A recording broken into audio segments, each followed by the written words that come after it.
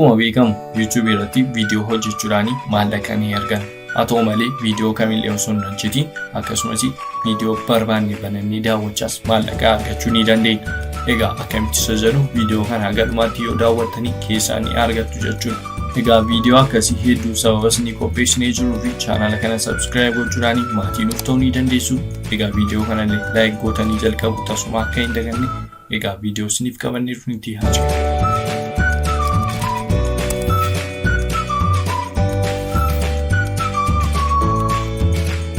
Egaa kana gochuufis viidiyoo amma daawwachaa jirtan jala jechuunis ishee kanatti al takkaa ishee buutanii linkiin akka kana isiniif kaa'ee jirutti website link yookaan app link jedhee isan isinii kaa'utti al takkaa ishee buutu jechuudha. Viidiyoo amma daawwachaa jirtan jalatti linkii isinii taa'ee jirutti al takkaa ishee bu'uu qofaatu isinirraa eegamaa jechuudha. Egaa gaafa itti buutanii Play Store keessa isin gashaa jechuudha. Akkuma argitanii akka kanaadha. Install yookaan application sana download godhattu jechuudha. Erga download gootanii booddee play ishee jettu kanatti al takkaa ishee buutu jechuudha. Egaa application sana erga download gootanii booddee keessa seentu jechuudha. Egaa akka kana osoo hin seeniin language isin filachiisaa jechuudha. Jalqaba irratti English, Spanish wantoota akkasii jechuudha. Isin kan barbaadan filattu. Akkuma beekamu English gootu jechuudha. English erga language filattanii booddee partii kana keessa isin gashaa jechuudha. Qaxxataa kana keessa isin gashaa. Egaa akkamittidha kan nuun asirratti maallaqa hojjennu isa jedhu haa ilaallu.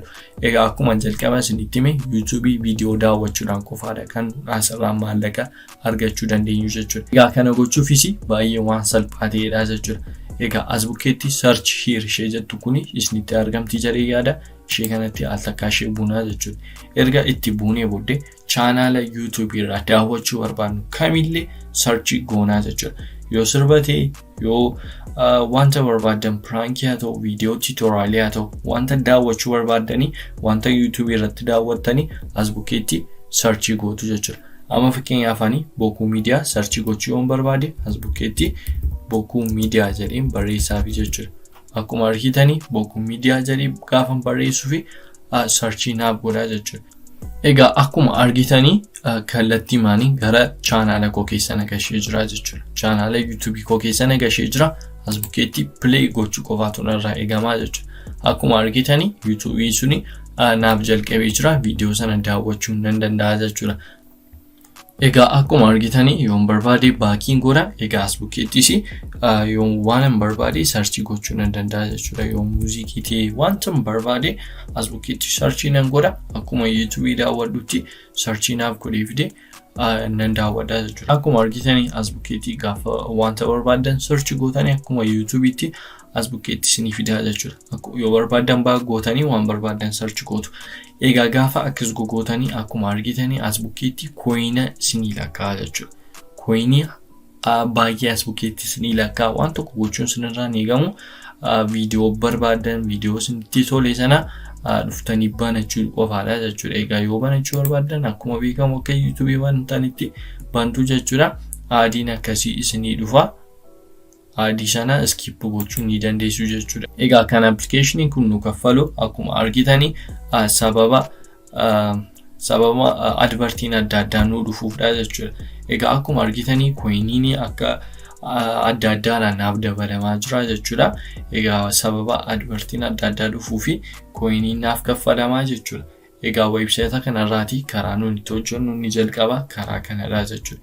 Egaa akkuma argitanii inni lammaffaa Facebookidha jechuudha. As keessa gaafa seennu akkuma argitanii playlist dhaan jechaa jiru. Create playlist godhee waan barbaadu YouTube irraati playlistii nan uummadha jechuudha. Egaa application kun akkuma YouTube jedhee isinitti himaa jira. Egaa as keessa galtaniis waan barbaadan most popular search gootanii dhaggeeffachuu ni dandeessu jechuudha. Facebookitti ishee argamtu kanaan immoo copy link godhee share nan godhaa jechuudha. Groupoolii adda addaa keessatti hiriyoota koo fi share gochuudha jechuudha. Akkuma argitanii coiniin naaf dabalamaa jira. Waama tokkotti gaafa buutanii isinii dabalamaa jechuudha. Advertiin azalaan ni dhufa.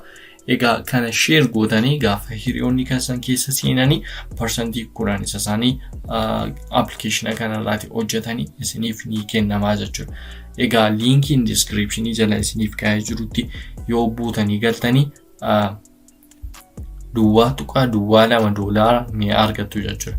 Linkii description jalatti argamutti bu'uu qofaadha. Isa booddee gaafa keessa seentanii $2.2 ni argattu jechuudha. Egaa akkuma argitanii inni gara dhumaa kanarra jiru immoo akkuma argitanii coinii 20,000 haga miliyoona 20 gidduutti nuuf kennuu ni danda'a jechuudha. Maal goonee tura? Egaa as keessatti bubuunee ofaroota jijjiiranii wantoota akkasii yaaluudhaanii waan inni nuuf ajaju sarvii adda addaa hojjechuudhaan kan nuuni coinii hedduu akkasii argachuu dandeenyu jechuudha. Egaa erga akkas goonee booddee akkamittidha withdraw kan nuun gochuu dandeenyu application kanarraa jedhu haa ilaallu. Egaa akkuma argitanii as bukkeetti withdraw gochuu fi percentii 29 irraan jira. Percentii 100 gaafa ga'u withdraw gochuu nan danda'a jechuudha. Egaa akkuma argitanii daqiiqaa gabaabaa daqiiqaa 10 waan kunneen gidduutti sign up kan hin godhe coin amma kana argadhe jechuudha.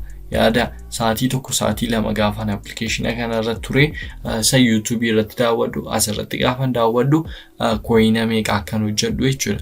Egaa as iddoo ishee kana keessatti gaafa seennu akkuma argitanii coinii 10,000 $1 USD dha jechuudha.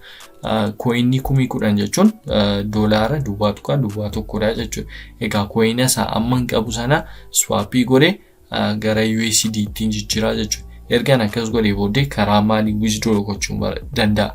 Akkuma argitanii yoon barbaade karaa Payoneer, Airtime, Coinbase yoon barbaade karaa Payoneer baasuu nan danda'a isiniin jedheera. As bukkeetti karaa Amazonii, karaa PayPal, Litecoin akkasumas Binanceedhaanii baasuu nan danda'a jechuudha. Maallaqaan asirratti hojjedhe. Egaa akkasittiin kan nuun application kanarraati maallaqa hojjennee withdraw gochuu dandeenyu jechuudha.